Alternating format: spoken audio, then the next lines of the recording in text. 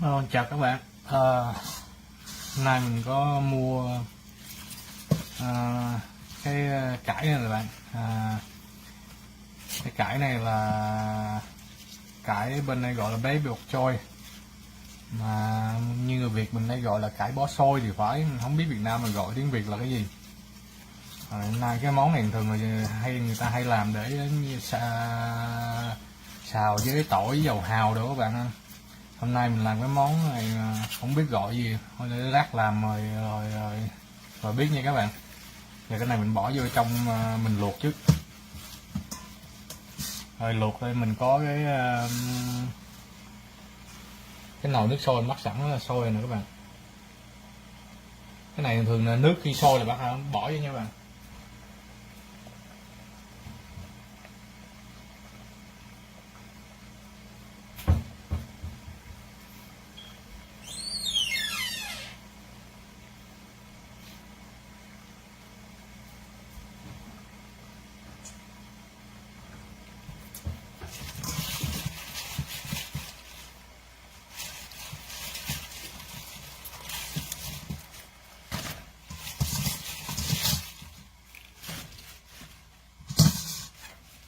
Bỏ ít nước quá.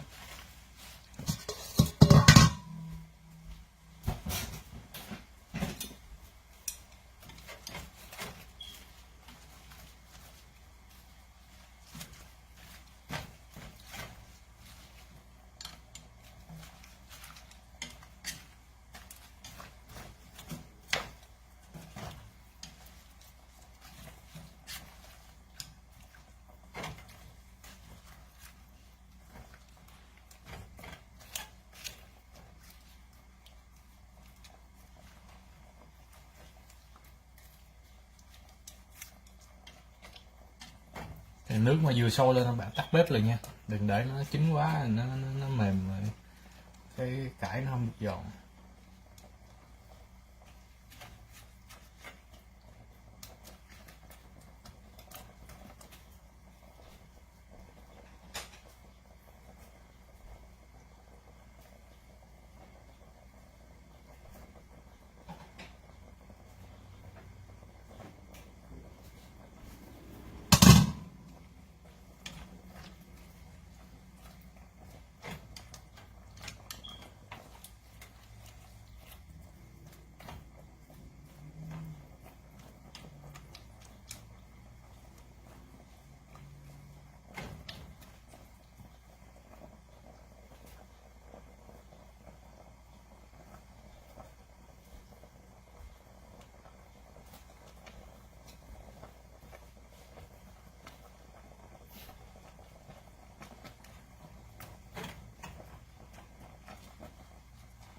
Chín rồi.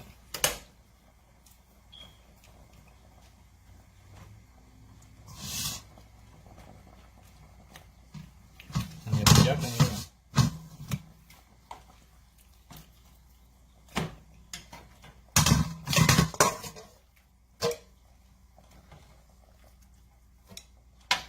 Này để vừa chín tới nó ăn mới ngon nè, đừng để mềm quá.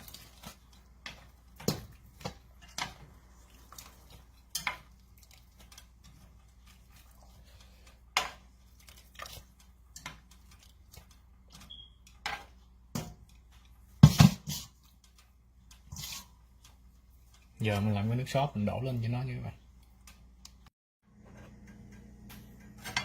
Lấy cái chảo của nó.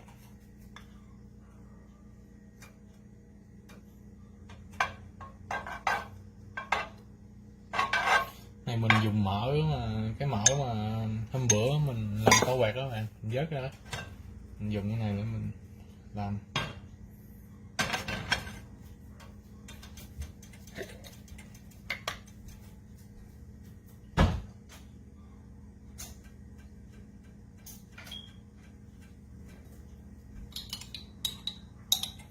Cho ít tỏi như các bạn.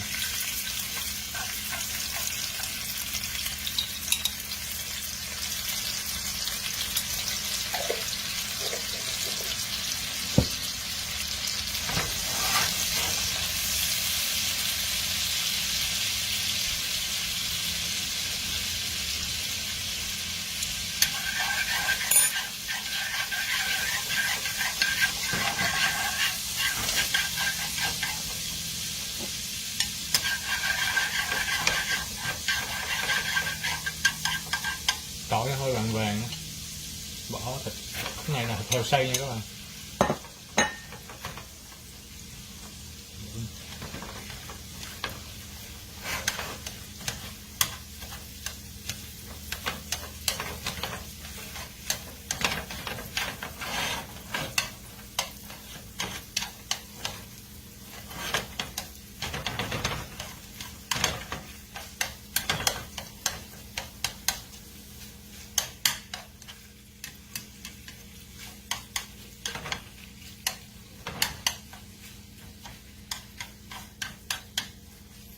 Nấu cái nào thịt nó chín rồi bắt đầu mình mới nêm gia vị.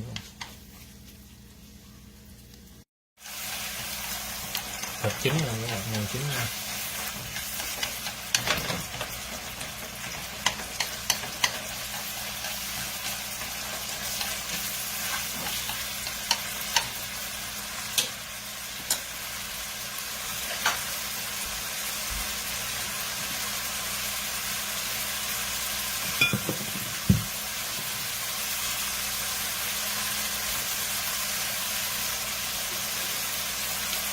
Nên đây muỗng rưỡi đường nữa.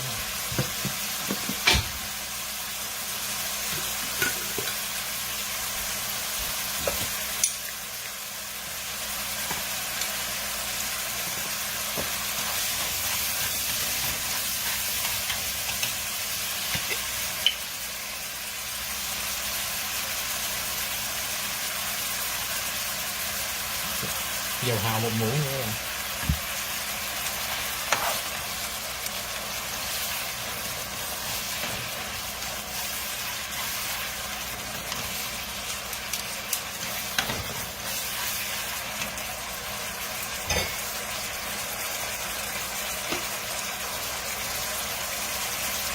Nước tương bỏ 1 muỗng nữa bạn. Nước tương thường các bạn dùng nước tương mà hiệu Kikkoman, hiệu này là nó không có mặn lắm.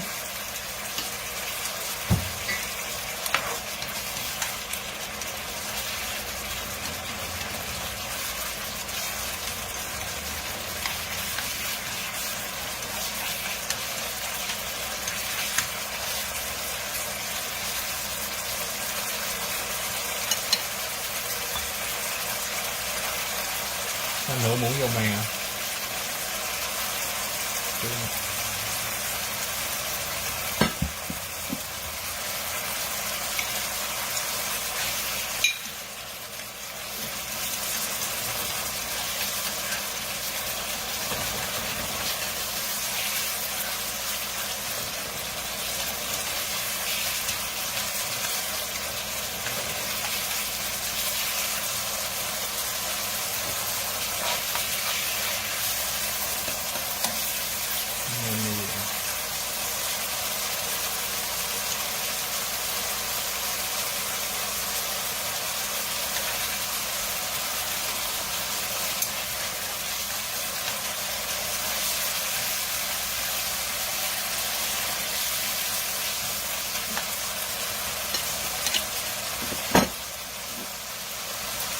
Rồi cái đậu hũ đó các bạn, đậu hũ này các bạn mua đậu hũ non á, rồi sắc vuông vuông hạt lựu giống như này.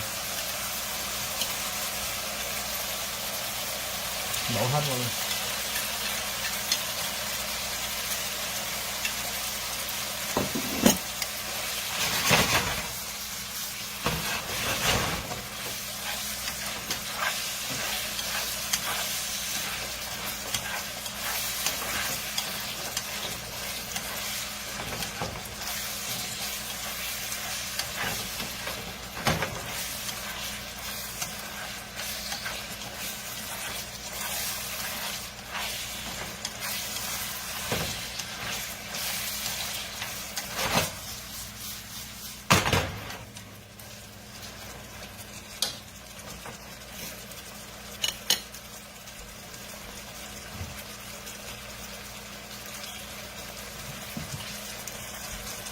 Cho miếng tiêu nữa.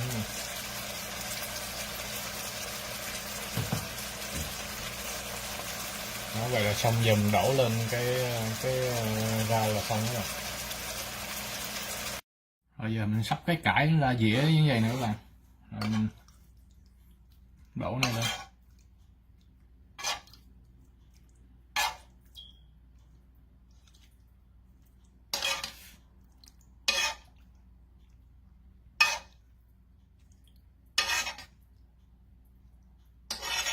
mình làm nhiều quá.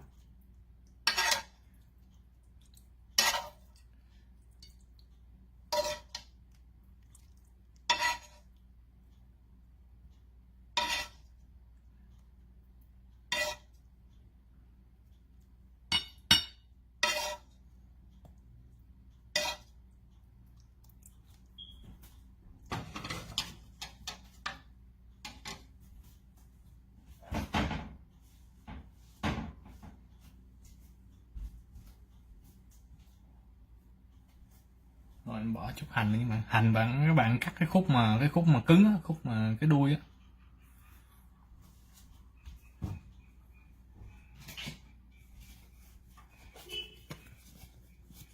Rồi cho thêm chút xíu tiêu lên trên.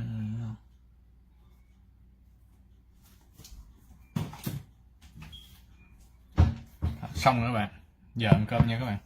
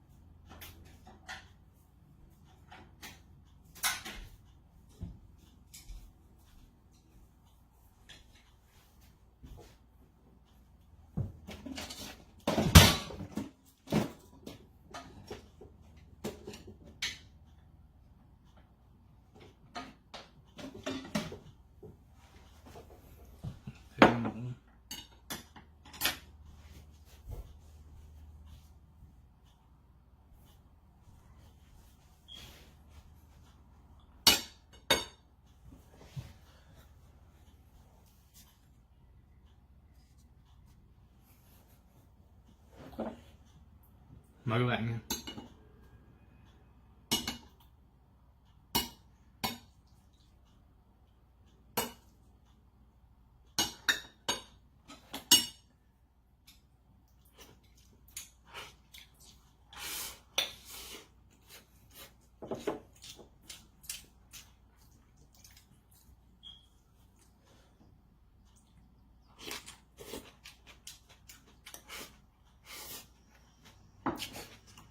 Một cái nước sốt vừa ăn lắm luôn.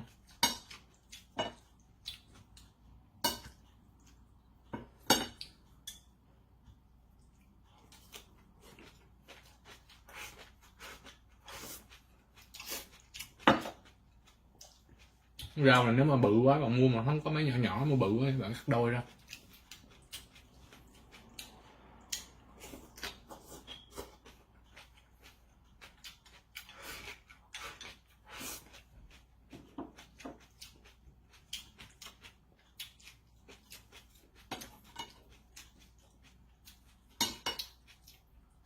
Ngon lắm luôn á, ngon lắm luôn á.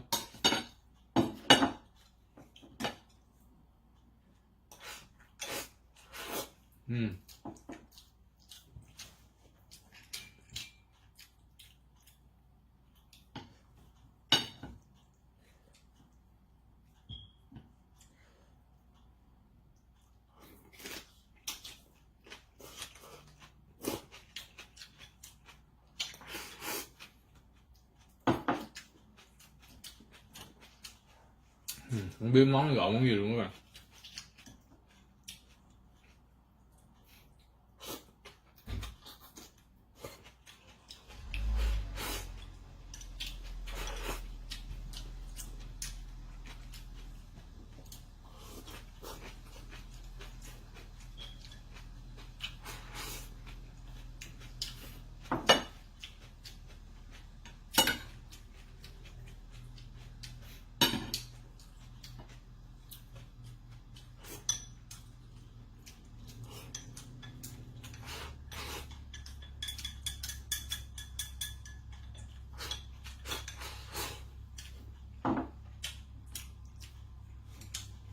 Vừa ăn lắm luôn á, không còn nêm không còn chấm gì á.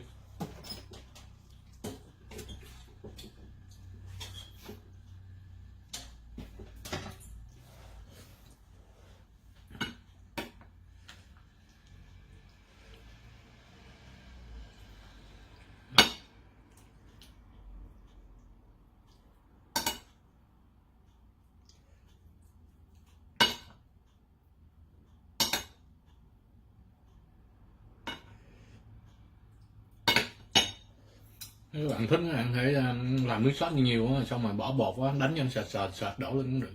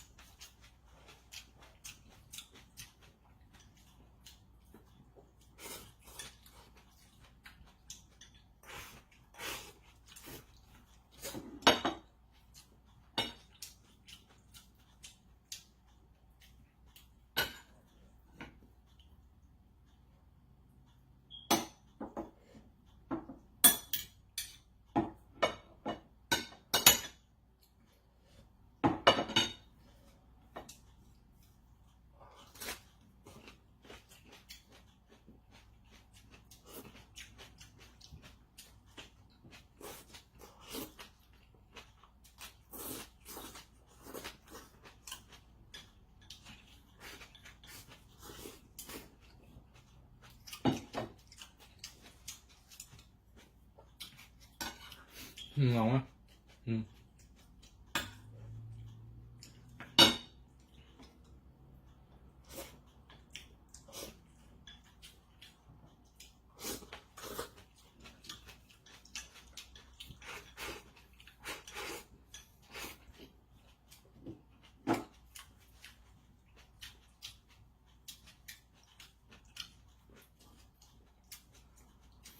Bạn lấy dầu xào cũng được.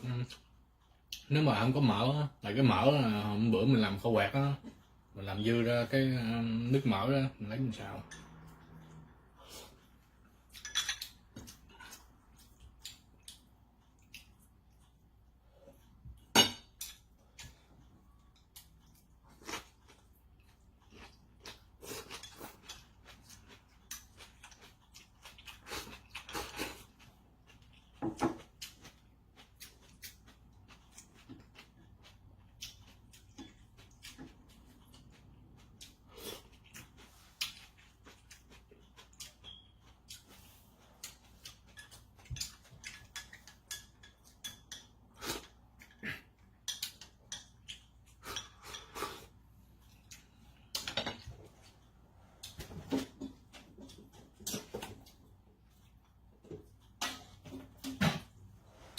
Ngon các bạn ơi, ngon quá.